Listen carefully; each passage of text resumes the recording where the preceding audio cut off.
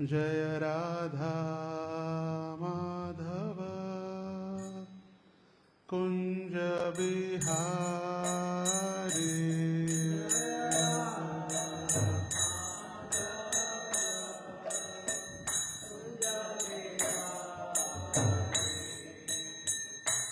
राधा माधव कुंज बिहारी।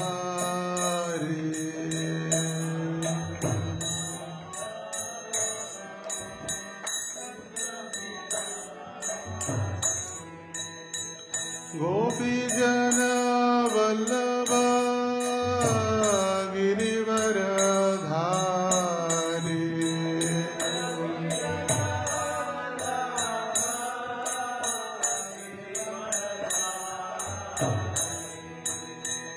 गोपी जन वल्लभ गिरिवर धारी।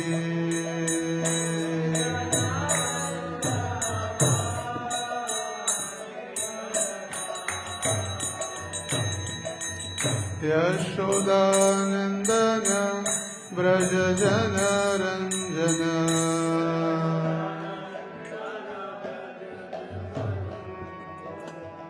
यशोदानंदन व्रज जन रंजन।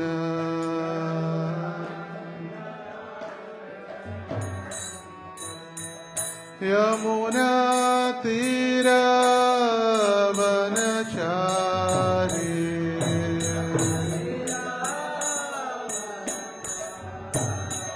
यमुना तीरा वनचारी।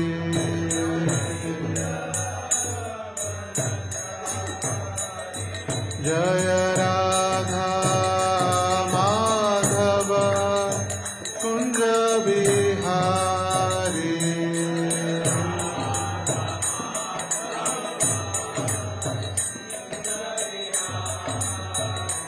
जय राधा माधव कुंज बिहारी।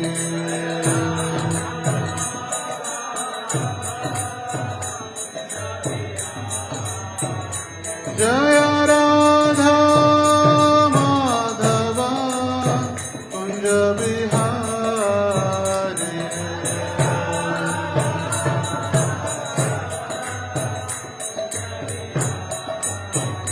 जय राधा दामोदर राधा दामोदर राधे।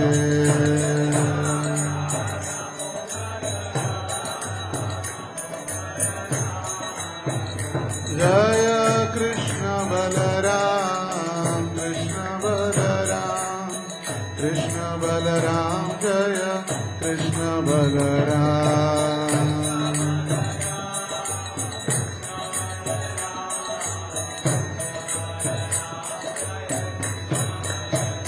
जय गौरनिताय गौरनिताय गौरनिताय। जय गौरनिताय।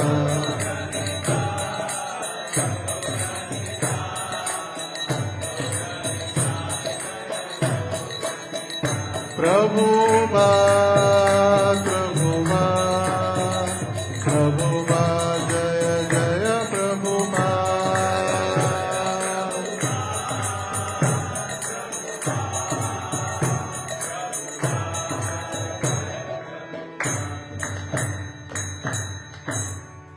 श्री हरिनाम संकीर्तन की जय। श्री श्री राधा दामोदर की जय। श्री श्री गौरनिताय की जय। श्रील प्रभुपाद की जय। समवेत गौर भक्त वृंद की जय। निताय गौर प्रेमानंदे। ओम नमो भगवते वासुदेवाय।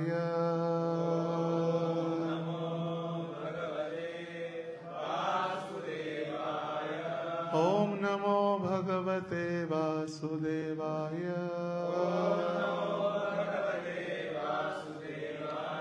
ओम नमो भगवते वासुदेवाय। नारायणं नमस्कृत्यं नरं चैव नरोत्तमं देवीं सरस्वतीं व्यासं तथोजयाम्बुधीरये नष्टप्रायेषु अभद्रेषु नित्यं भागवत सेवया भगवती उत्तम श्लोके भक्तिर्भवति नैष्ठिकीम् कृष्णाय वासुदेवाय देवकी नंदनाय च नंदगोपः कुमाराय गोविंदाय नमो नमः। हरे कृष्ण।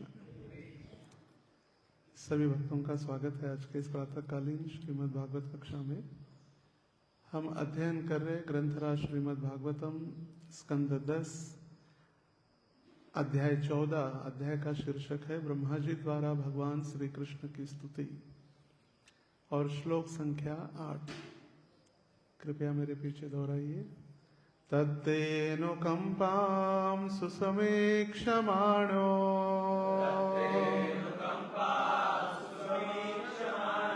भुञ्जान एवात्मकृतं विपाकम् हृद्वाग्वधूर्भिर्विदिधन् नमस्ते जीवेतयो मुक्तिपदे सदाय भात् तत्तेऽनुकंपां सुसमीक्षमाणो भुञ्जान एवात्मकृतं विपाकम् हृद्वाग्वधूर्भिर्विदिधन् नमस्ते जीवेतयो मुक्तिपदे सदाय भात्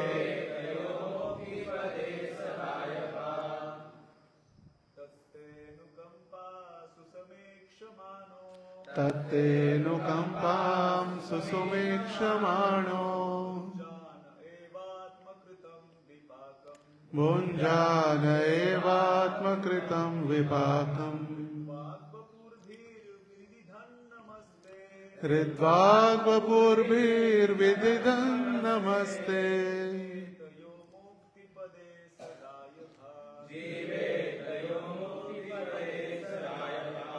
माता जी।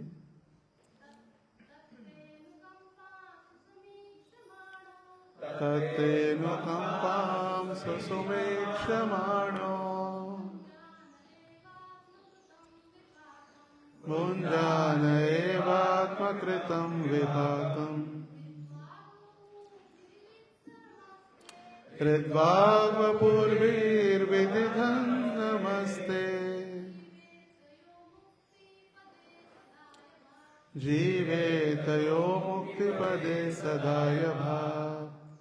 शब्दार्थ तत् अतः ते आपकी अनुकंपा दया की सुसुमीक्षमाणः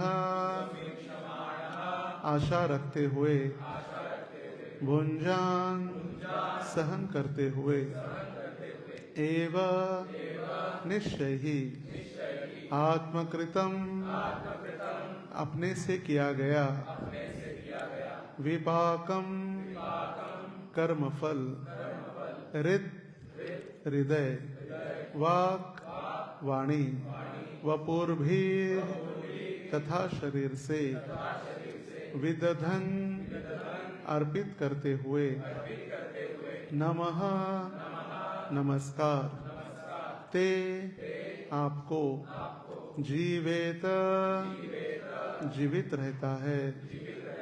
यह जो मुक्ति पदे मुक्ति पद के लिए सह वह दाय भाग वास्तविक उत्तराधिकारी। अनुवाद और तात्पर्य। हे प्रभु, जो व्यक्ति अपने विगत दुष्कर्मों के फलों को धैर्यपूर्वक सहन करते हुए तथा अपने मन, वाणी तथा शरीर से आपको नमस्कार करते हुए सत्य निष्ठा से आपकी अहेतुकी कृपा प्रदत्त किए जाने की प्रतीक्षा करता है, वह अवश्य ही मोक्ष का भागी होता है, क्योंकि यह उसका अधिकार बन जाता है। तात्पर्य। श्री श्रीधर स्वामी अपनी टीका में बतलाते हैं, जिस प्रकार वैध पुत्र को पिता का उत्तराधिकारी बनने के लिए केवल जीवित रहना होता है, उसी प्रकार जो व्यक्ति भक्ति योग के नियमों का पालन करते हुए कृष्ण भावनामृत को अपना प्राण आधार बनाता है, उसे स्वतः भगवत कृपा प्राप्त हो जाती है। दूसरे शब्दों में वह भगवत धाम को जाता है। सुसमीक्षमाण शब्द सूचित करता है कि भक्त अपने पूर्व पाप कृत्यों के कष्टकारक फलों को भोगते हुए श्री भगवान की कृपा की प्रतीक्षा करता है। भगवान श्री कृष्ण ने श्रीमद् भगवद गीता में कहा है कि जो भक्त उनकी शरण में चला जाता है उसे पूर्व पाप कर्म का फल नहीं भोगतना पड़ता। फिर भी चूंकि भक्त के मन में अपनी पूर्व पाप मनोवृत्ति के अवशेष रह सकते हैं, अतः श्री भगवान कभी कभी अपने भक्त को दंड देते प्रतीत होते हैं, जो पाप के फलों जैसा लगता है। ईश्वर की संपूर्ण सृष्टि का उद्देश्य जीव की उस प्रवृत्ति को सुधारना है जिसमें वह ईश्वर के बिना भोग करना चाहता है। अतः किसी पाप कर्म के लिए विशेष दंड दिया जाना उस मनोवृत्ति को कम करने के लिए होता है जिससे वह कर्म हुआ होता है। यद्यपि भक्त श्री भगवान की भक्ति के अधीन रहता है, किंतु जब वह कृष्ण भावनामृत में पूर्ण रूपेण दक्ष नहीं हो लेता, तब तक उससे इस जगत के मिथ्या सुख को भोगने की थोड़ी थोड़ी प्रवृत्ति रह जाती है। इसीलिए श्री भगवान इस बची हुई भोग प्रवृत्ति को समूल नष्ट करने के लिए विशिष्ट स्थिति उत्पन्न करते हैं। निष्ठावान भक्त द्वारा भोगा जाने वाला यह दुख कर्म फल नहीं होता, प्रत्युत यह श्री भगवान की विशिष्ट कृपा होती है कि वे उसे भौतिक जगत छोड़कर भगवत धाम वापस जाने की प्रेरणा देते हैं। निष्ठावान भक्त भगवत धाम जाने के लिए इच्छुक रहता है, इसीलिए वह खुशी खुशी श्री भगवान के दयापूर्ण दंड को स्वीकार करता है और वह मन, वचन तथा कर्म से श्री भगवान को आदर देता है तथा नमस्कार करता है।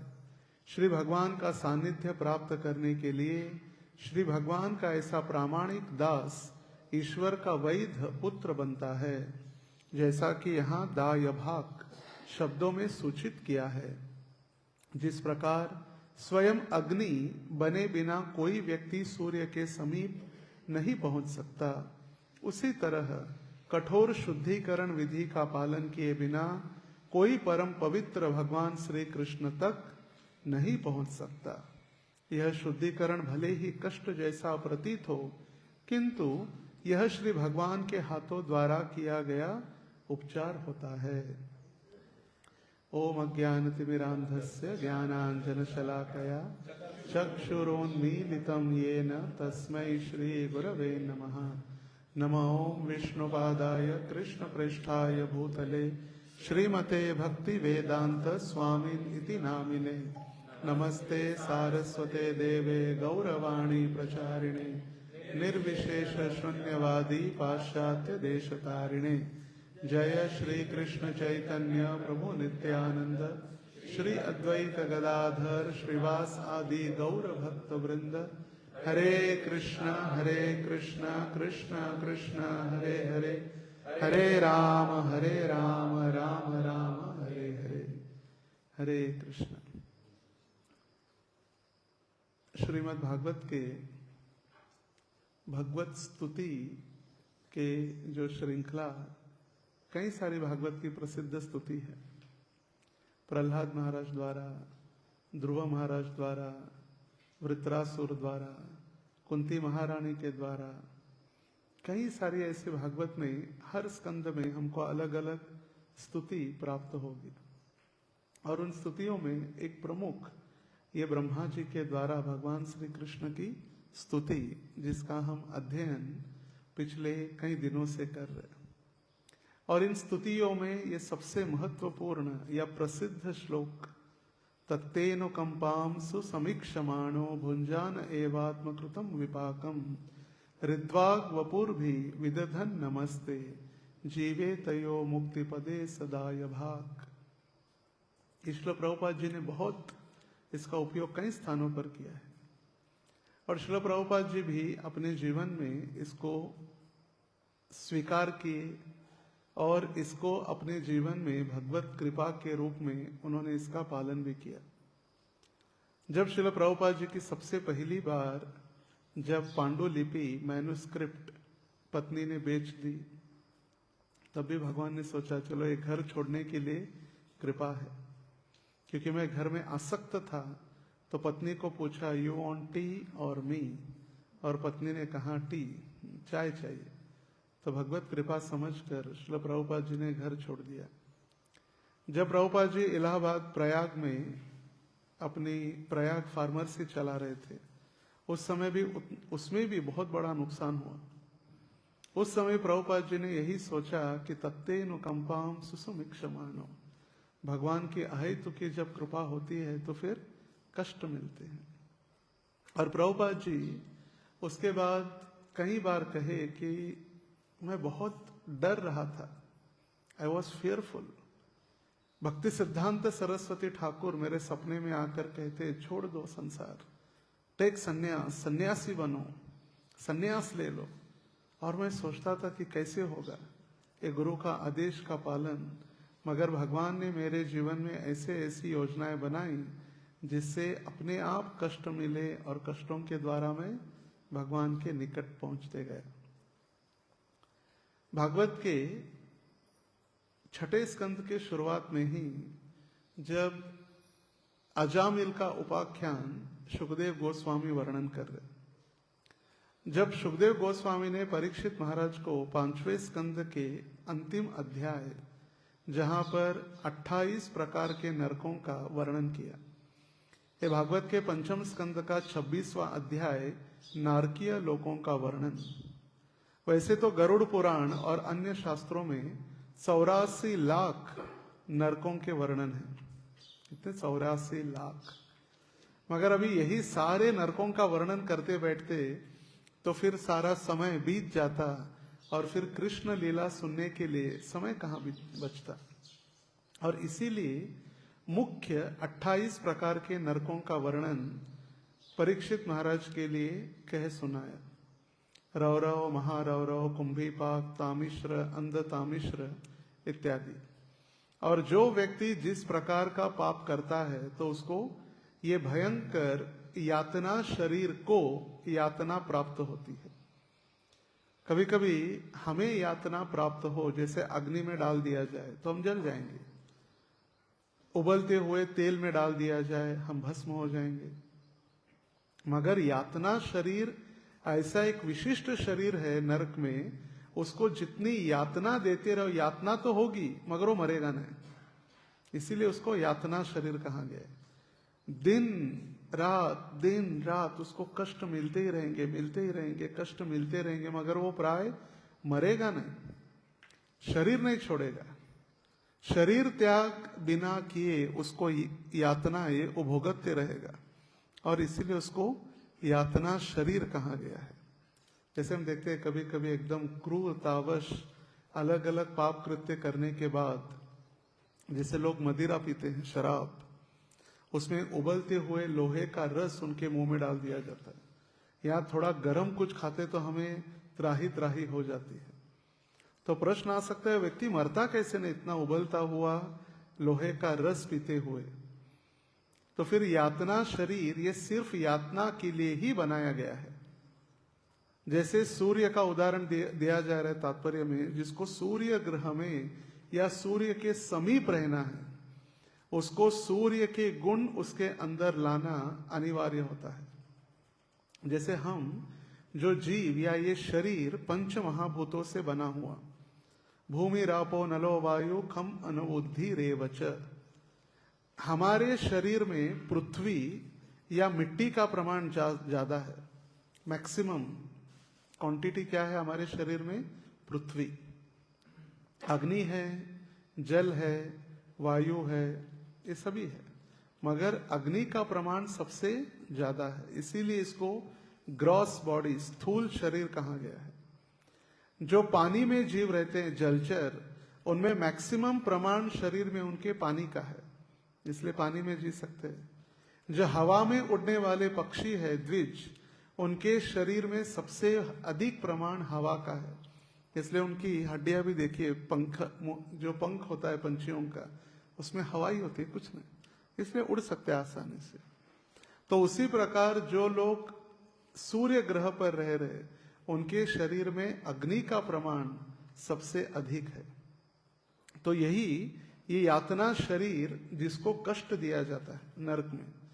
तो जब ये बात सुनी परीक्षित महाराज ने, तो भयभीत होकर उन्होंने प्रश्न पूछा कि ऐसे भयंकर कठोर यातना, भगवान तो दयालु है हमने सुना है, मगर इतनी कठोर यातना। तो फिर भगवान की दयालुता बताने के लिए उन्होंने कहा, परीक्षित महाराज को सुखदेव गोस्वामी कहे कि देखिए भगवान का कठोर तो है ही, मगर मैं ऐसे एक उपाख्यान सुनाऊंगा जिसमें भगवान का एक बार नामोच्चारण करने से अजामिल पूरी तरह से उसको मुक्ति प्राप्त हो गई और वो भगवत धाम चला गया। तो फिर उस समय जो वार्तालाप हुआ, तो परीक्षित महाराज ने सुना कि यदि कोई व्यक्ति पाप करता है और पुण्य करके उसको लगता है कि मैं अभी पाप से मुक्त हो गया, नामनो बलात् यस्य ही पाप बुद्धि, नाम के बल पर पाप करना। अभी कार्तिक है, सुबह जप कर लिया, दिन भर पाप करने के लिए हम मुक्त हो गए। तो परीक्षित महाराज ने प्रश्न पूछा कि ऐसे प्रायश्चित मन्ने कुंजर शौचवत, मन्ने कुंजर, कुंजर मतलब हाथी, हाथी यदि एक सुंदर से तालाब में जाके स्नान करता है और फिर वापस आके अपने शरीर पर पुनः मिट्टी लगा लेता है, तो फिर ऐसे स्नान का क्या फायदा? तो परीक्षित महाराज पूछ रहे सुखदेव गोस्वामी को, यदि कोई व्यक्ति पाप करता है और उसका प्रायश्चित करता है उससे पाप से मुक्त होने के लिए, और फिर पाप करता है, तो ऐसे प्रायश्चित का क्या लाभ? तो उदाहरण दिया है हाथी का, और मिट्टी में वो रेंगने लगता है, लौटने लगता है मिट्टी में। तो वहां पर श्रील प्रभुपाद उपदेशामृत के तात्पर्य में वर्णन कर रहे हैं कि कैसे मनस्थिति के लोग होते हैं। सबसे पहले वो लोग जो शास्त्रों में सुनते हैं या पढ़ते हैं कि चोरी करना पाप है, और वो कभी चोरी नहीं करते क्योंकि उन्हें सुना है और पढ़ा है। दूसरे कैटेगरी के लोग वो है जो चोरी करने के बाद एक व्यक्ति को किस प्रकार दंड दिया जा रहा है, उसको पुलिस के द्वारा या कानून के द्वारा उसको किस प्रकार दंडित किया जा रहा है, ये देखकर अपने आंखों देखा हाल, अपने आंखों से जब वो देखते तभी चोरी करना बंद कर देते हैं। तीसरे प्रकार के लोग वो है जो चोरी करते हैं, दंडित होते हैं और फिर बाद में चोरी करना छोड़ देते हैं। और चौथे प्रकार के वो लोग हैं जो चोरी करते हैं, दंडित होते हैं, फिर चोरी करते हैं। तो ये फोर्थ कैटेगरी के हम जीव है जो पाप कर रहे, उसका प्रायश्चित कर रहे और हम पापों में लग रहे, और फिर ऐसे प्रायश्चित का क्या फायदा? जैसे प्रभुपाद जी और एक वहीं पर उदाहरण उसके आगे दे रहे कि जब एक व्यक्ति, विशेष रूप से ईसाई व्यक्ति, गिरजाघर में जाता है शनिवार के दिन, और वहां पर कन्फेशन बॉक्स होता है, जैसे मंदिर में आते ही दोनों कॉर्नर पर एक एक चौकी बनाई होती है, छोटी सी कमरा, और उस कमरे के अंदर वो फादर या पादरी वहां पर है, और वो फादर को या उस ईसाई के पुरोहित को हमने पिछले हफ्ते रविवार से और शनिवार तक क्या क्या हमने पाप किए उसका वखान किया जाता है, कहा जाता है कि हमने ये पाप किए। तो नियम ये है कि पादरी या फादर को बताने के बाद उस दिन से पाप बंद करना है। मगर इनको क्या लगता है, हमने कह दिया तो हम अभी पाप से मुक्त हो गए, अभी सारा फादर पाप ले लेंगे, हम तो अभी मुक्त हो गए, रविवार आ गया तो और शुरू। तो प्रभुपाद जी कह रहे कि ऐसे प्रायश्चित का कुछ भी फायदा होने वाला नहीं है। अभी यहां ब्रह्मा जी जो वर्णन कर रहे कि एक भक्त के जीवन में प्रश्न आ सकता है, एक भक्त के जीवन में जिसने शुद्ध भक्ति की है, क्या उसको भी कष्ट मिलते हैं? हाँ, उसके मन में जो थोड़े बहुत आकांक्षाएं, इच्छाएं या पूर्व कर्मों का प्रभाव अभी भी है, इसीलिए उनको भी कर्म भुगतना है। मगर एकदम जो शुद्ध भक्त है, जो शुद्ध पार्षद भगवान के नित्य सिद्ध है, उनको भी कभी कभी हमने देखा है कि वो भी संसार में आने के बाद उनको कष्ट भुगतने पड़ते। जैसे श्रील प्रभुपाद जी को पूछा गया, प्रभुपाद जी आपको भी कष्ट भुगतना पड़ रहा है, क्यों? तो श्रील प्रभुपाद जी कहे, मुझे कष्ट भुगतना पड़ रहा है क्योंकि ये मेरे कर्म नहीं, ये आपके कर्मों के फल जो मैंने स्वीकार किए हैं। आप जैसे बद्ध जीवों का जो कर्म मैंने लिया, उसके फल श्रील प्रभुपाद जी प्राप्त किए या स्वीकार किए, इसीलिए शुद्ध भक्तों को भी ये फल भुगतने पड़ते हैं।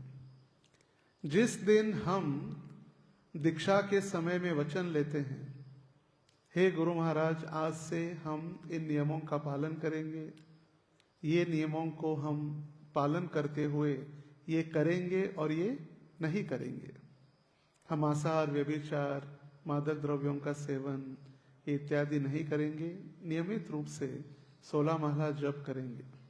तो उस दिन गुरु भगवान को वचनबद्ध होते हैं और गुरु कहते हैं, भगवान आप इनको अपने चरणों में रख लो और इनके कर्म मुझे दे दो। अंतर इतना ही है कि हम माइक में बोलते हैं, गुरु माइक में नहीं, डायरेक्ट भगवान को बोल देते हैं हृदय से, सबके सामने नहीं बोलते कि माइक में कि इनके कर्म मुझे दे दो। मगर ऐसे भक्त को वचन दिया हुआ हमारे कर्म होलसेल में उनको हम दे देते, इसीलिए उनको कष्ट भुगतने होते हैं। देखिए, श्रील प्रभुपाद जी के जीवन में भी देखे, श्रील प्रभुपाद जी को भी अंतिम समय में कितना कष्ट हुआ। श्रील प्रभुपाद जी के शिष्य जो वर्तमान आचार्य है, आप नाम गिने सभी कष्टमय जीवन है। क्यों? क्योंकि जो शिष्य है उनके कर्मों की गति या कर्मों का प्रभाव उन्होंने स्वीकार किया है। चाहे फिर परम पूज्य जयप्रकाश महाराज हो, राधा गोविंद महाराज हो, आप कोई भी नाम लो, शारीरिक कष्ट, भले वो शारीरिक कष्ट मिलने से वो भगवत भक्ति से दूर नहीं गए, मगर भगवान ये दिखा रहे कि कर्मों का प्रभाव भुगतना ही होता है।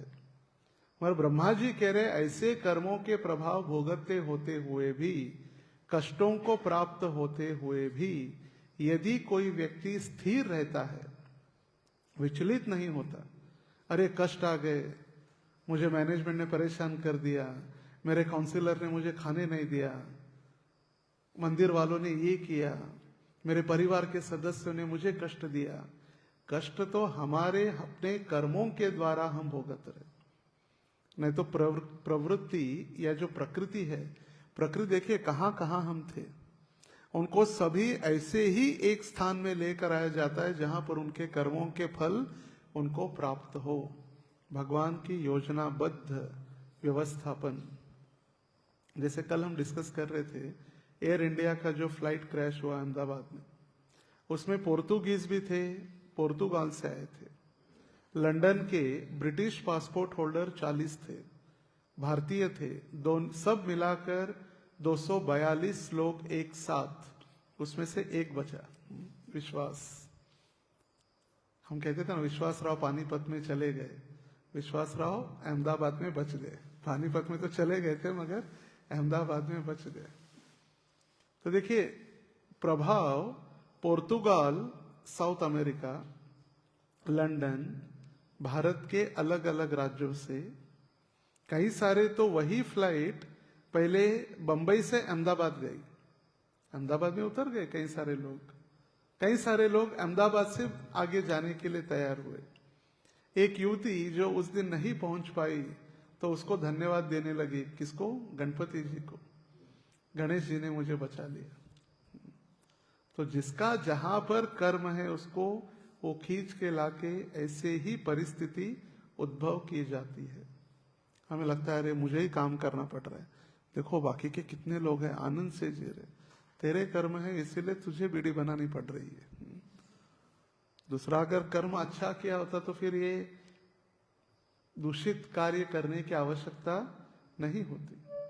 अपने अपने कर्मों की गतियों को हम भुगत रहे हैं, मगर ब्रह्मा जी कह रहे हम यदि इसको पालन करते हुए, बिना विचलित होते हुए हम यदि टिके रहे तो फिर सदा यभाग हम भगवान के धाम वापस जाने के लिए वैध पुत्र बन जाते हैं।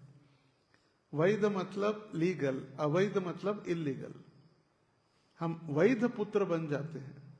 जैसे उदाहरण में तात्पर्य में दिया गया है, किसी पिता की संपत्ति का पालन करने के लिए या वडिलोपार्जित संपत्ति प्राप्त होने के लिए पुत्र का एकमात्र कार्य है कि वो घर में टिके रहे और पिता की सेवा करते रहे। कष्ट आएगा, वो बोलेगा चलो मुझे कुछ नहीं चाहिए, पिता की कौन सेवा करेगा। फिर पिता किसी के नाम पर करके चला जाएगा तो क्या होगा? किसी फिर सर्वेंट के नाम पर या किसी अनाथ आश्रम के नाम पर, तो फिर हम रोते बैठेंगे, अरे पिताजी ने क्या किया, सारा हमारा धन अनाथ आश्रम में बांट दिया। कुछ दिन पहले मैं श्रवण कर रहा था, किसी के करोड़ों रुपए एक बैंक में थे और उनके पिता की इच्छा नहीं थी कि मेरे पुत्रों को यह धनराशि मिले, और फिर उन्होंने कहीं उसका अलग अलग जगह पर विल में लिख दिया। अभी यहां पर पिता मर गए और पिता मरने के बाद उनका अंतिम संस्कार भी नहीं हुआ, वो लड़के आ गए बैंक में पैसे के ऊपर अपना अधिकार जताने के लिए। ज्वलंत उदाहरण है। तो ऐसे नहीं होगा। जब कोई व्यक्ति कष्ट हो, टिके रहे, तभी जाके फिर वो मुक्ति पदे सदाय भाग, वो वैध बन सकता है मुक्ति के लिए, मुक्ति प्राप्त करने के लिए अधिकृत हो सकता है। जब वो कष्टमय जीवन में अपने कर्मों के फलों को भोगते हुए उसको सिर्फ सहन करे। हम सहन नहीं करना चाहते, इसलिए कर्मों की ग्रंथि या कर्मों का चाक रुकता नहीं है, वो चक्र चलते ही रहता है, चलते ही रहता है। उसको रोकना है तो फिर जैसे उदाहरण दिया गया है, जब हाथ में या शरीर के ऊपर खुजली होती है, थोड़ा देर खुजाने के बाद तो अच्छा लगता है, हम खुजाते जाते वहां पर घाव उत्पन्न होता है। तो घाव होता है, फिर भी खुजली होती है, वहां पर अभी हम खुजलाते जाएंगे तो घाव कभी ठीक होने वाला नहीं है। तो यदि घाव ठीक करना है तो सबसे पहले हमें खुजलाना बंद करना होगा और दूसरा वहां दवाई लगानी होगी, तब जाकर वो घाव ठीक होगा। उसी प्रकार यदि कर्मों के गति के लिए कष्ट सहन करते हुए और हम उसको क्रिया को प्रतिक्रिया करते रहेंगे तो फिर कभी भी वो घाव ठीक होने वाला नहीं। हम साल भर नहीं, पूरा जीवन भर खुजलाते रहेंगे। और दूसरा, दवाई लगाना मतलब भगवान के चरणों का आश्रय ग्रहण करना। ये दो चीजें हैं।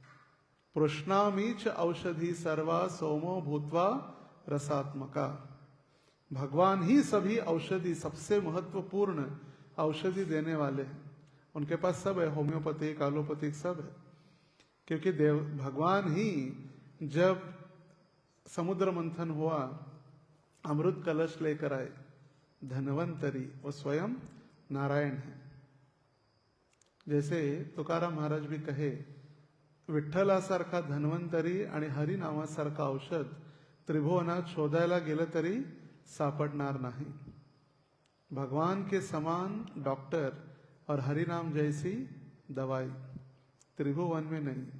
तो विश्वास के साथ कर्मों को सहन करना, मतलब हम भगवान की मुक्ति की प्राप्ति के लिए अग्रसर हो रहे हैं। मुक्ति पदे सदाय भाग, हम वैद्य बन जाते हैं। तो तात्पर्य में वर्णन किया गया है, जो डॉक्टर होता है वो डॉक्टर कभी भी कुछ दवाई देने के पहले, या कुछ बहुत बड़ा घाव है तो उसके अंदर पस हो गया है, तो जाके जैसे माँ करते रड़ो नको, हाँ, उस बच्चे को लगता है कि मुझे फूंक रहे तो अच्छा होगा, तो डॉक्टर कभी फूंफू नहीं करता। वहां पर जाते ही कैंची और कॉटन लगाकर सबसे पहले उसको फोड़ के घाव काट देता है। हमको लगता है कितना कठोर है डॉक्टर, और डॉक्टर का काम ही फूंफू नहीं करते बैठेगा। तो उसी प्रकार जो कर्म है, कर्म हमें सिर्फ फूफू करने के लिए नहीं है, वो कष्ट देने के लिए है। क्योंकि घाव ठीक करना है तो फिर कष्ट होने वाले ही है। बिना कष्ट के घाव ठीक होने वाले नहीं है। और उस भक्ति का जो वाहन है, जिस भक्ति पद का हम मार्ग कर रहे, जैसे अलग अलग देवताओं के वाहन हैं। ब्रह्मा जी का क्या वाहन है? हंस। गणेश जी का मूषक। कार्तिकेय जी का मोर। तो ऐसे अलग अलग जैसे वाहन हैं, तो भक्ति का वाहन क्या है? सहनशीलता। भक्ति का वाहन क्या है? सहनशीलता। जितना भक्त सहनशील हो उतना वो भक्ति में प्रगति के मार्ग पर चलते रहता है, क्योंकि भक्ति सहनशीलता के ऊपर आधारित है। हम कहे कि नहीं नहीं, हम तो बहुत बड़े व्यक्ति हैं, हम बहुत बड़े व्यापारी हैं, हम बहुत बड़े मंत्री हैं, कुछ नहीं। जब तक हम सहनशीलता को स्वीकार नहीं करेंगे, हम नम्र नहीं बनेंगे, तब तक भक्ति की प्रगति धीरे धीरे ही होने वाली है। कभी रुकेगी, थोड़ा नम्र बनेंगे, थोड़ी जाएगी, फिर और रुक जाएगी। जैसे भीष्म देव ने 56 दिन बाणों के ऊपर, उनकी शैया बाणों की शैया थी। सिर्फ इतना गर्दन से ऊपर का भाग जो है वहां पर बाण नहीं थे। गर्दन के नीचे पैरों तक हर शरीर के अंग में बाण थे, और बाणों की शैया पर लेटे थे। गद्दी पर नहीं, कौन सी? बाणों की शैया। या स्लीप वेल मैट्रेस या जापानीज मैट्रेस नहीं था। तो बाणों की शैया पर जब लेटे तो यहां पर उनको आधार नहीं था, इसलिए उन्होंने विनती की, अर्जुन अभी सिर्फ 2 बाण लगा दो क्रॉस में, जिससे मैं सर रख सकता हूं। और 56 दिन 56 डेज 56 भोग उनको मिल रहा था। ऐसे नहीं, वो भोग ही था, कर्मों का भोग था। जैसे 56 भोग के लिए हम लालायित होते, वो भोग को स्वीकार कर रहे थे, अपने कर्मों के फल, कर्म का भोग। जैसे कहते हैं कर्माची फल, वो कर्म का भोग है।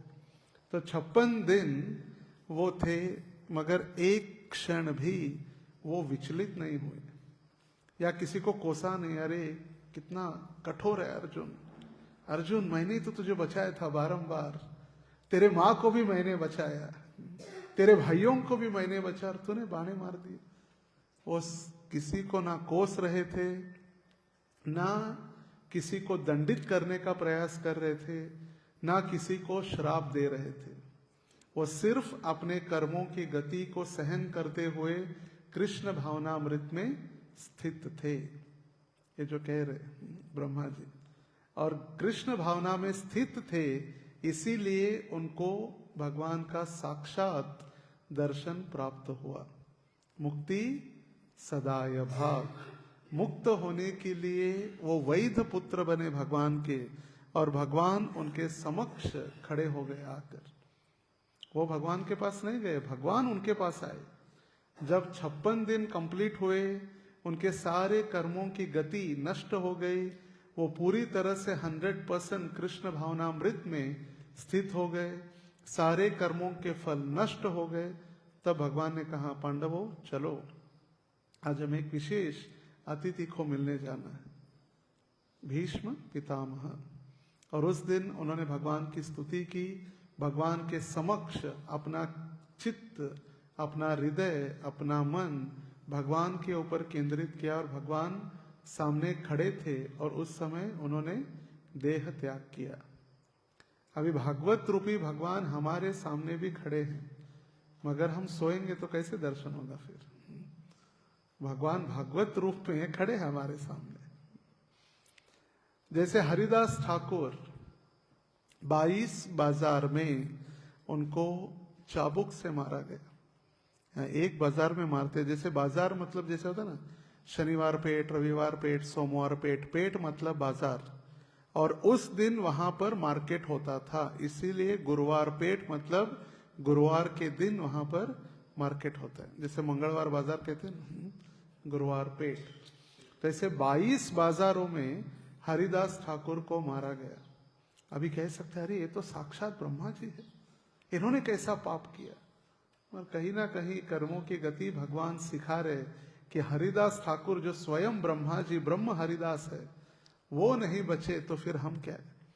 16 माला जप करने से हम शुद्ध हो जाएंगे? हमको लग रहा है शीघ्र अतिशीघ्र अभिष्ट सिद्धि आने कृष्ण प्रेम प्राप्त हो। इतना सरल अगर होता तो फिर ये भौतिक जगत ही वैकुंठ बन जाता।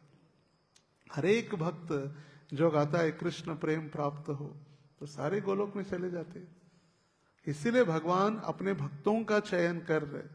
ऐसे भक्त जितनी भी कठिनाई आई, उन्होंने भगवान के ऊपर कभी भी दोषारोपण नहीं किया। हे भगवान, क्यों मेरे साथ ऐसे हुआ? हे भगवान, क्यों मुझे छोड़कर भाग गए? हे भगवान, अच्छे लोगों के साथ ही ऐसे क्यों बुरा व्यवहार होता है? Why bad things happen with good people like me? महाराज भी सोच रहे थे, परम पूज्य लोकनाथ स्वामी महाराज, जब प्रभुपाद जी ने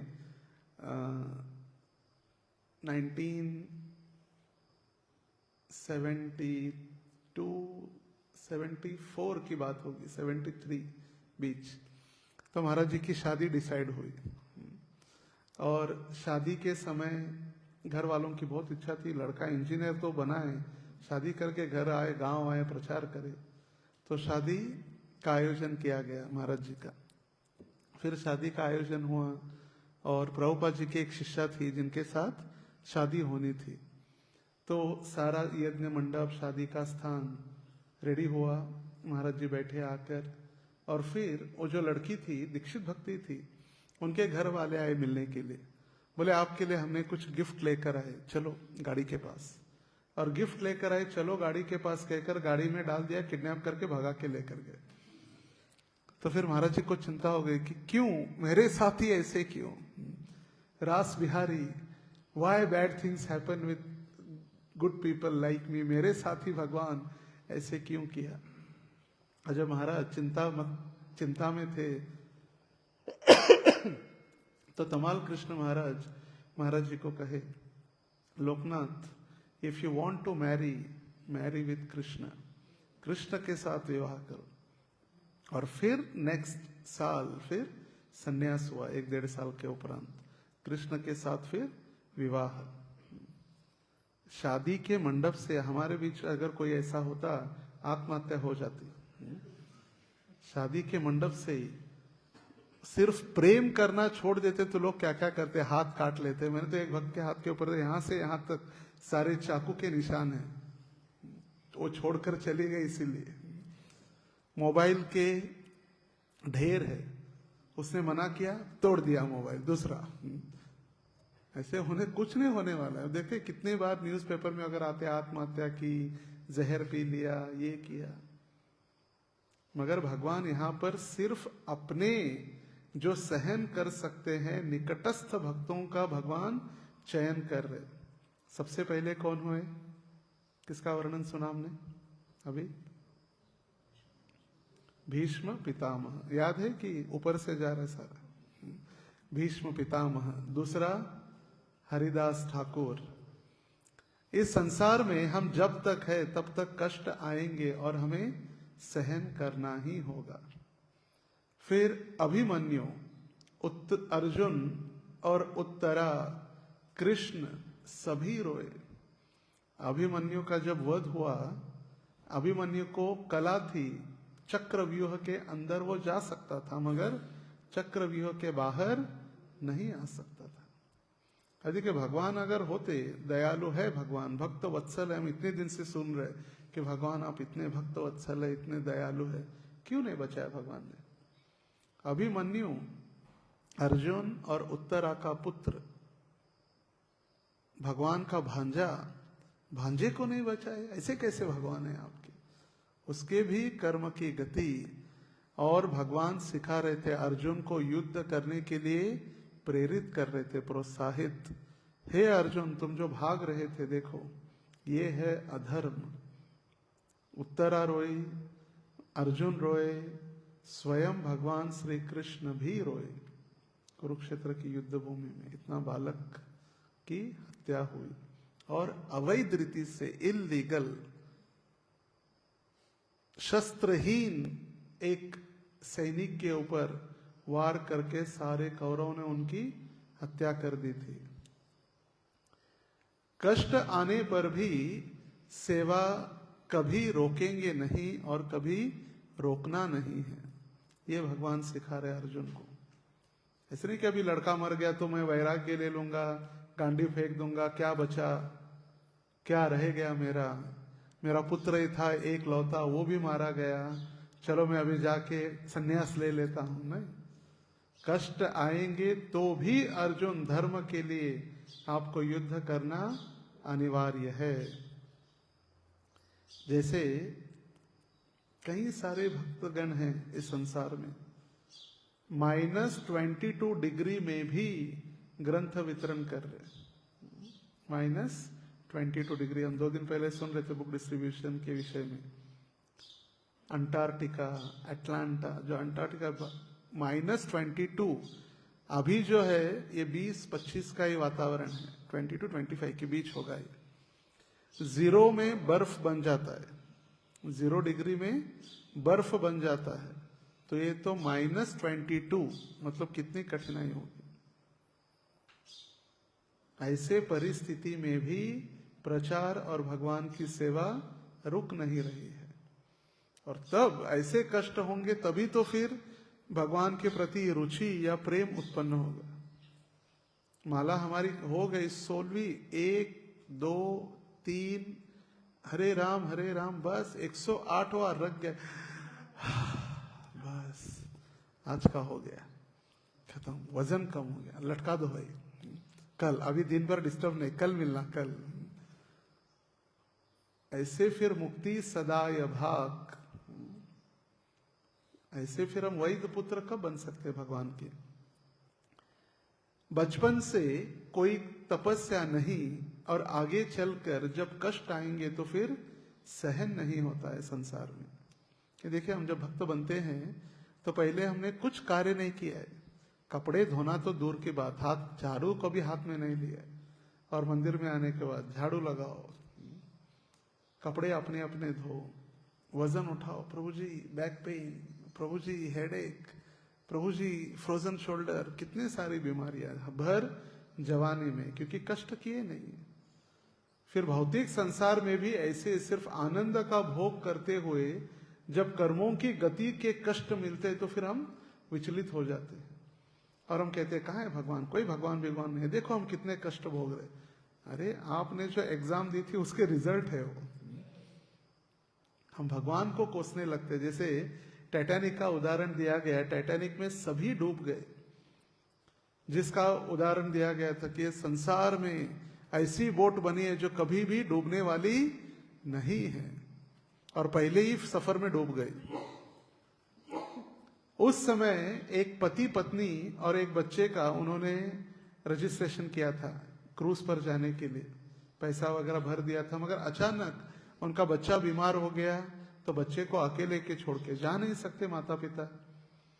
तो फिर जब उस बच्चे का चेकअप हुआ तो डॉक्टर ने कहा he is not ready to travel, वो पानी में जाने के लिए तैयार नहीं है, तो पूरी यात्रा कैंसिल करनी पड़ी। और उस समय वो कोस रहे थे, भगवान क्यों ऐसे, इतना पैसा भर दिया, क्या हमने बुरा किया, क्यों हमारे साथ ऐसा हुआ, सारा पैसा पानी में चला गया। मगर जब सारा बोट पानी में चला गया तब उन्होंने ये नहीं कहा कि भगवान सिर्फ हमको ही क्यों बचाया। सारी बोट और सारे लोग जब पानी में डूब मर गए, ठंडे एकदम चिल्ड पानी में, चिल्ड पानी अच्छा लगता है मगर चिल्ड सिर्फ उसी समय के लिए है, अति चिल्ड होगा तो फिर हम अकड़ जाएंगे। तो सारे उस ठंडे पानी में मर गए। तब उसने ये नहीं कहा, उस माता पिता ने, भगवान क्यों हमें बचाया, क्यों हमारे ऊपर उपकार किए। जैसे गुरुकुल में 25 वर्ष के आयु तक कठोर परिश्रम और कष्ट दिया जाता था। आज हम कुछ नहीं कर रहे, हमको लग रहा है हम बहुत सेवा कर रहे, झाड़ू मारना पड़ता है, पोछा लग, कुछ नहीं है कष्ट। आज से 25 वर्ष पहले भी, और उसके जो वैदिक सभ्यता तो अलग ही है। प्रभुपाद जी के समय में सिर्फ खिचड़ी मिलती थी खाने के लिए, सुबह फल, दोपहर में मिली तो खिचड़ी, और रात में 2 खजूर और दूध, बस। कोई 56 भोग, कोई राजभोग, कोई चपाती, कोई 4 सब्जियां, कोई डाइट, कुछ नहीं। और वो खाकर ही इन्होंने पूरा इतना ये साम्राज्य खड़ा किया है। कोई राजा का व्यक्ति लड़का हो या कोई साधारण सैनिक का लड़का हो, गुरुकुल में सभी के लिए समान शिक्षा, समान भोजन, समान शैया, सब कुछ। अरे मैं तो प्रभु जी इतना कमाता था, लाख रुपए कमाता था, और मैं चटाई के ऊपर कम से कम गद्दी नहीं। सबके लिए, लाख रुपए कमाने वाला हो या 100 रुपए कमाने वाला हो, सभी के लिए समान। और जब द्रोणाचार्य के गुरुकुल में भेजा गया, पांडव तो सहन कर रहे थे, रात्रि के जंगल में भी वो सो रहे थे, मगर सबसे बड़ा कष्ट अनुभव कर रहा था दुर्योधन, क्योंकि विषयी जीवन से आनंद के साथ जी रहा था। जैसे धृतराष्ट्र अंधा था, सिर्फ आंख से नहीं, अपने पुत्र के गलतियों को ढका हुआ अंधा था। उसको अपने पुत्र की गलतियां कभी नहीं दिख रही थी, इसलिए वो अंधा था। और विदुर जी ने कहा, तुम आंख से अंधे नहीं, अपने कर्मों से अंधे हो चुके हो। और इसीलिए विदुर जी ने गृह त्याग करके उन्होंने युद्ध में भाग नहीं लिया। विनाश काले विपरीत बुद्धि, जब दुर्योधन ने कहा तुम दासी पुत्र हो और तुम्हें कोई बोलने का अधिकार नहीं है, उस समय चले गए। जहां हमारी रिस्पेक्ट नहीं, वहां रुकने की आवश्यकता नहीं है, चले गए। और उस दिन ये दासी पुत्र जो दुर्योधन ने कहा, ये महाभारत के बीजारोपण था। बीज का आरोपण, दासी पुत्र कहना, एक वैष्णव, महान वैष्णव के प्रति किया गया अपराध। वैष्णवे जाति बुद्धिसु गुरुषु नरमति, विष्णु शिलायाम बुद्धि नारकी सह।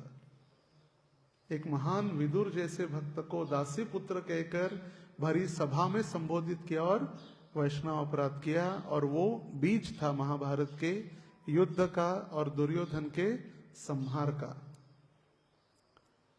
श्री प्रभुपाद जी कहे, don't take my privilege to struggle for Krishna.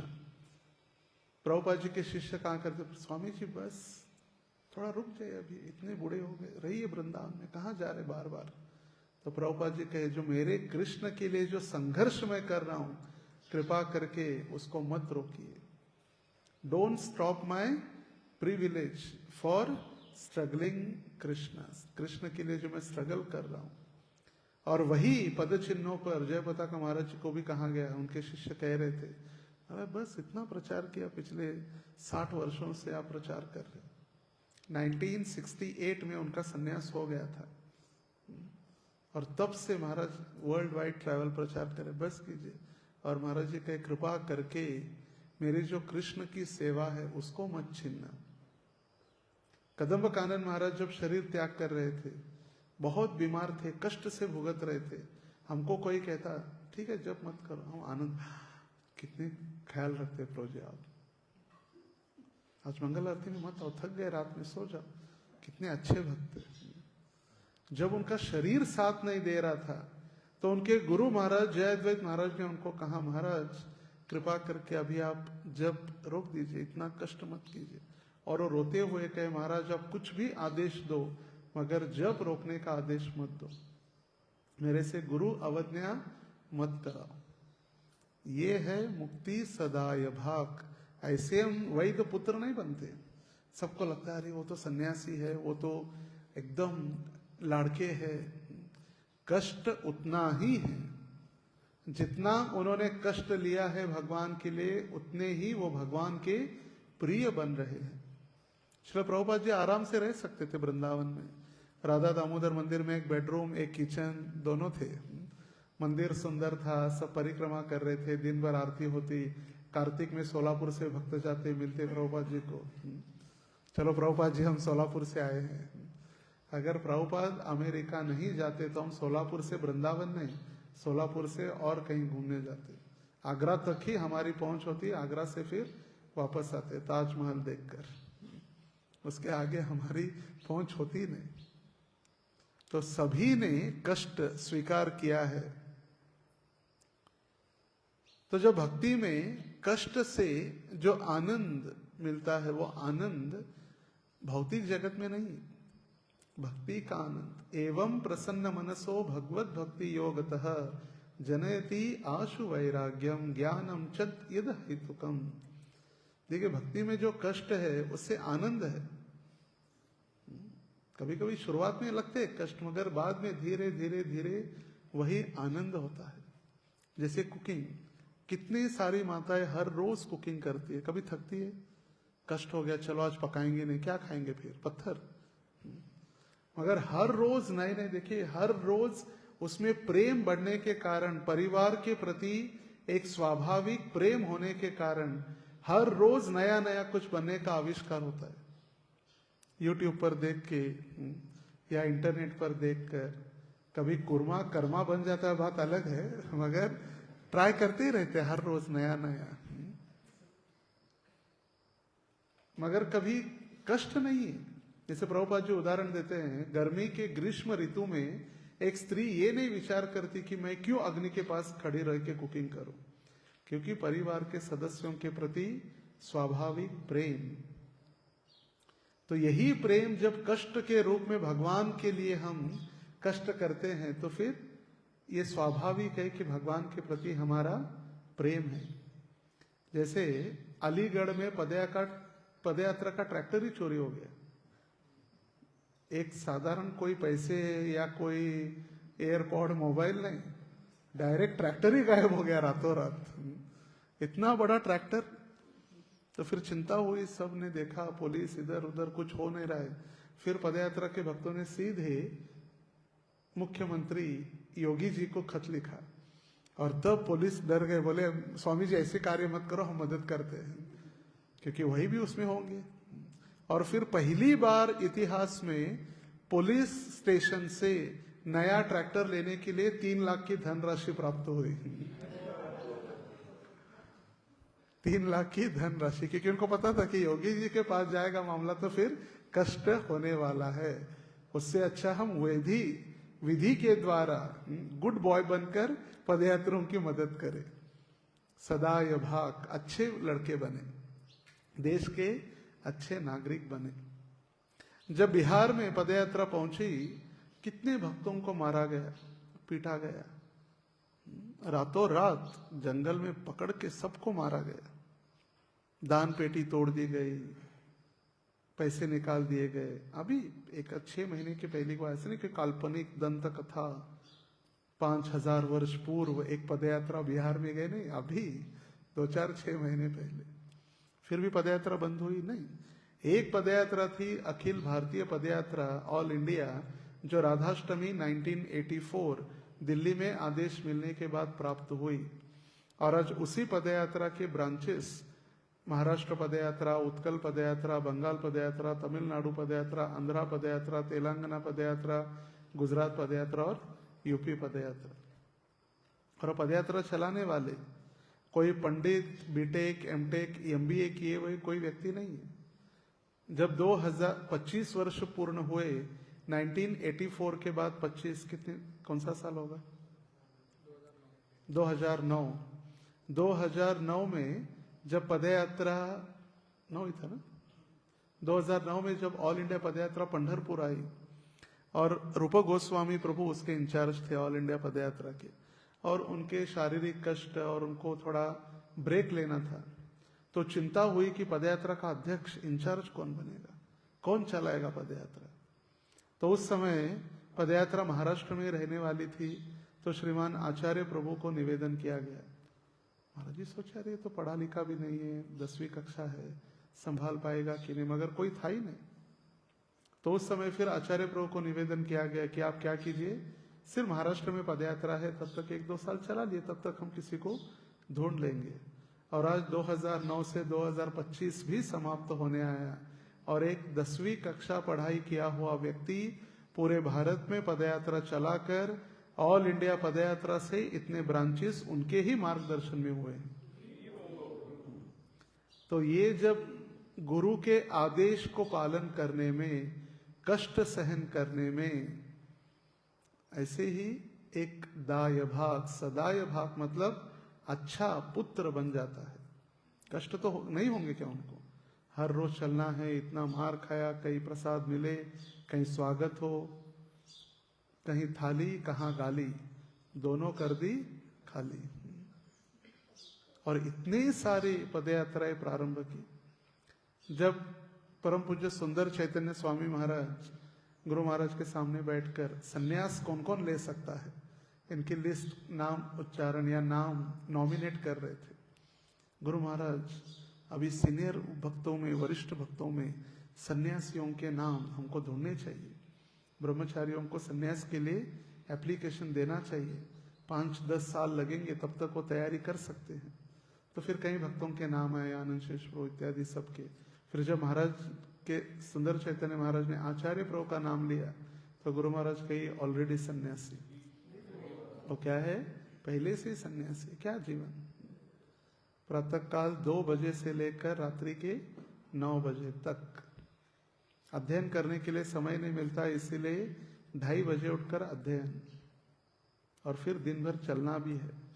तभी व्यक्ति के ऊपर अहेतुकी कृपा, भगवत कृपा मतलब भगवत भक्तों की, और भगवत कृपा मतलब भगवान की अहेतुकी कृपा प्राप्त होती है।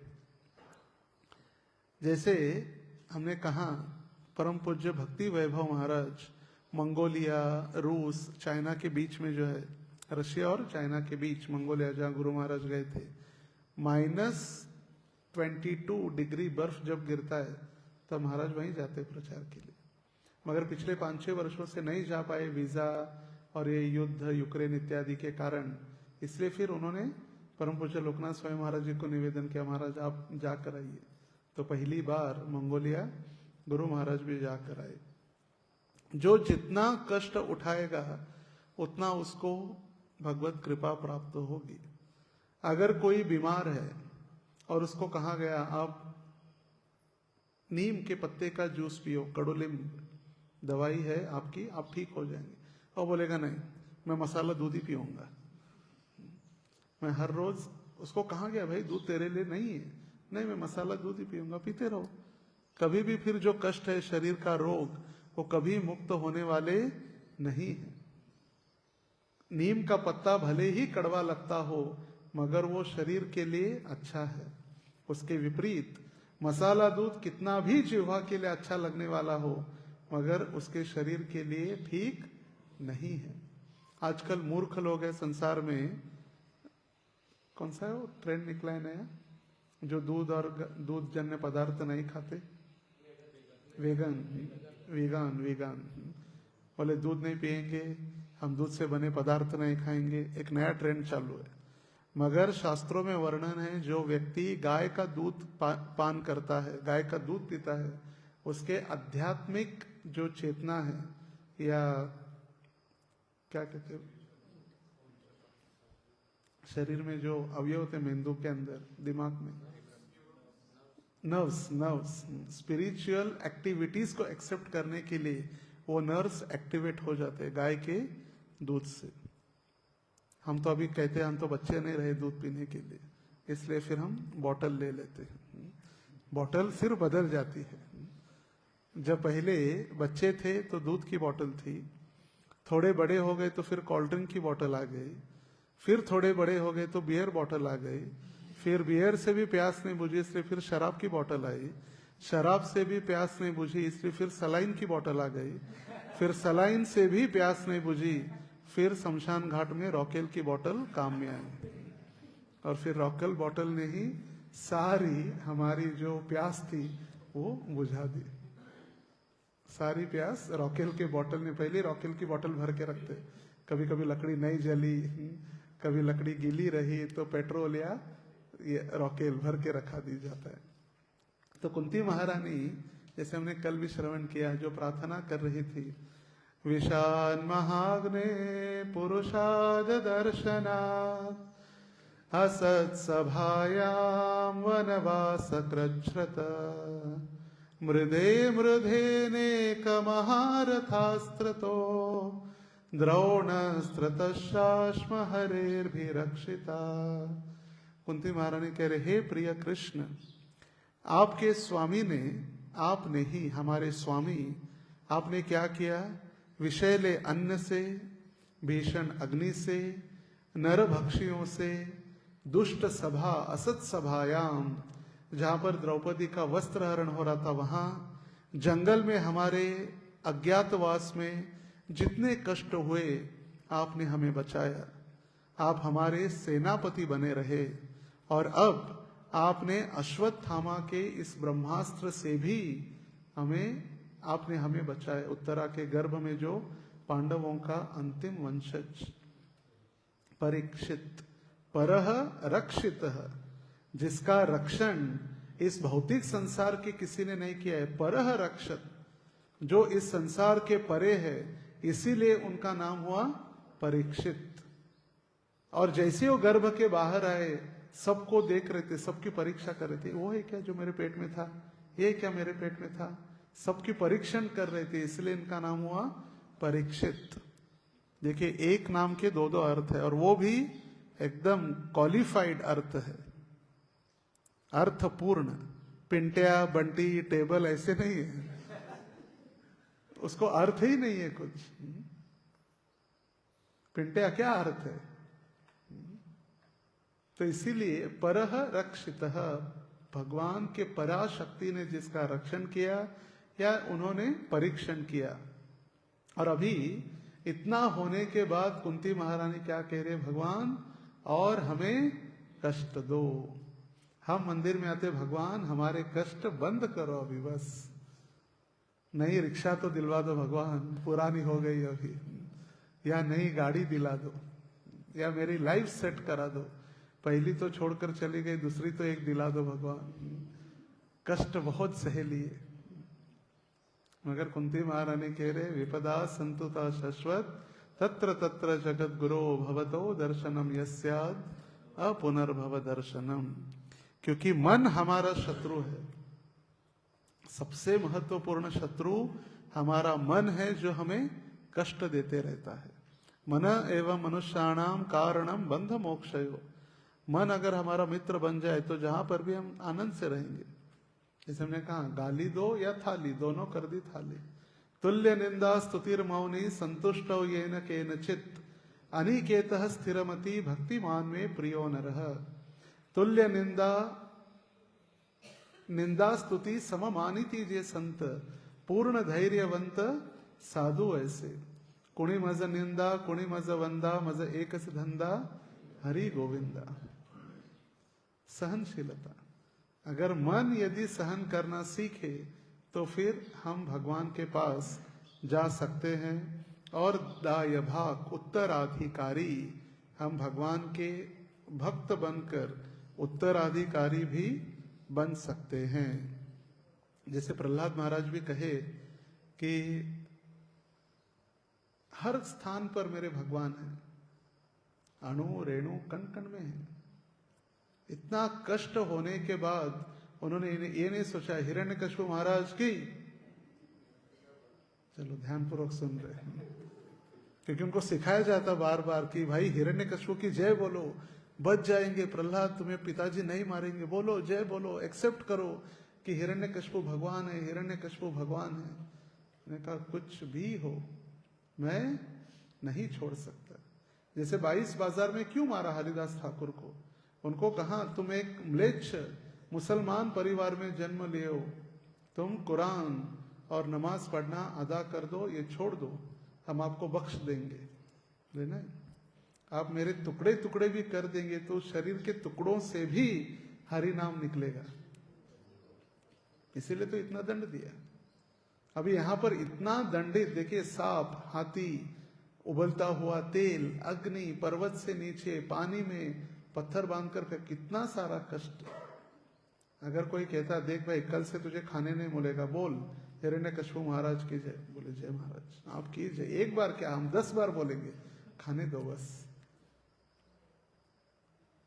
जैसे कली में देख रहा था एक, जैसे अंधश्रद्धा लोग कैसे पालन करते, कहीं लिखो नो एंट्री है, फिर भी लोग देखते कोई पुलिस है क्या और गाड़ी डाल देते हैं। तो बुद्धिमान लोगों ने क्या किया, वहां पर थोड़ा गुलाल, नींबू, मिर्ची, सारा जादू का सामान रख दिया, तो नो एंट्री का बोर्ड भी हटा देने के बाद कोई आवश्यकता नहीं पड़ी वहां जाने की। डर, तुरंत गाड़ी टर्न लेके दूसरे रास्ते से, क्योंकि डर है, अरे मैं नींबू के ऊपर जाऊंगा और भूत मेरे अंदर आ गया तो क्या हो जाए। तो कितना कष्ट होने के बाद भी प्रहलाद महाराज नहीं डरे, और अंततोगत्वा उन्होंने कहा सत्यम विधातुम निज भृत्य भाषितुम व्याप्तिम च भूतेष्वखिलेषु चात्मन अदृश्यता तद्भुत रूपम उद्वहन स्तंभे सभायाम न मृगम न मानुषम। और सुखदेव गोस्वामी कह रहे देखिए, सिर्फ एक भगवान का भक्त इतना निडर होकर, इतने कष्ट सहन करके भगवान के चरण नहीं छोड़े, इसीलिए उनके शब्द सत्य करने के लिए भगवान नरसिम्ह देव प्रकट हुए। महाअवतार नरसिम्ह देव की जय। तो हमारे जीवन में हमारे वैष्णव गुरु और कृष्ण जिनकी सेवा हमें डट कर करना है, गुरुजन हमारे डॉक्टर है, वैष्णव हमारे कंपाउंडर है, जो डॉक्टर ने दी हुई दवाई ठीक से ले रहे कि नहीं भाई, कि कुछ भी ले रहे, सुबह की रात में ले ली और रात की सुबह में ले ली, गोली खाती सो गए, डर गए क्या हो गया। एक भक्त थे मंदिर में हमारे, वो लेते गए गोलियां, लेते गए और एक बार ऐसे सो गए, दिन भर हिला रहे तो भी नहीं उठ रहे, हमको लगा कि चले गए क्या ऊपर। तो जो डॉक्टर है, डॉक्टर का काम दवाई लिखने का कर रहे, और कंपाउंडर का काम वो दवाई देने का या सही दवाई देने का। तो हमें वैष्णव भी चाहिए और गुरु भी चाहिए, और हमारे परम आराध्य भगवान की कृपा भी आवश्यक है, और तब जाकर हम मुक्ति का पद प्राप्त करने के लिए भगवान के वैध या लीगल पुत्र हम बन सकते हैं, जिसके ऊपर सारी भगवान अपनी प्रॉपर्टी नाम कर दे। और वो प्रॉपर्टी क्या है? भगवान का प्रेम या कृष्ण की भक्ति। हरे कृष्णा कृष्णा कृष्णा हरे हरे, हरे राम राम राम हरे हरे। ग्रंथराज श्रीमद् भागवतम की जय। श्रील प्रभुपाद की जय।